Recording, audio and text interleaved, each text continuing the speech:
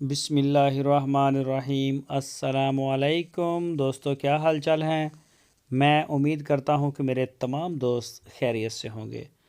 तो दोस्तों, खुशी भाई ताज़ा सूई हुई गाय, सबसे सस्ती गाय लेके आए हैं।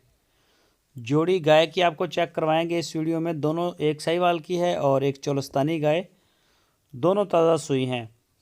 एक गाय के साथ बछड़ा है और एक के साथ बछड़ी फीमेल। इनमें से एक गाय का दूध था 10 लीटर 2 टाइम का पिछले सुबह, दूसरा सुबह इन्होंने डिलीवर किया है। और एक गाय का 12 लीटर दूध, एक का 10 लीटर दूध। दोनों खुशी बाई के डेरे पे खड़ी हैं। लोकेशन है इसकी हरुणाबाद सिटी, ज़िला बहावल नगर। ये है जी दूसरी गाय चोलस्तानी, माशाल्लाह बड़ी प्यारी गाय है ये भी थान चड्डे में। तो इनकी जो डिमांड की है खुशी बाई ने, वो की है 1,35,000 रुपये एक गाय का, यानी कि 2,70,000 रुपये में जोड़ी फार सेल। ताज़ा सुई, एक के साथ बछड़ा एक के साथ बछड़ी।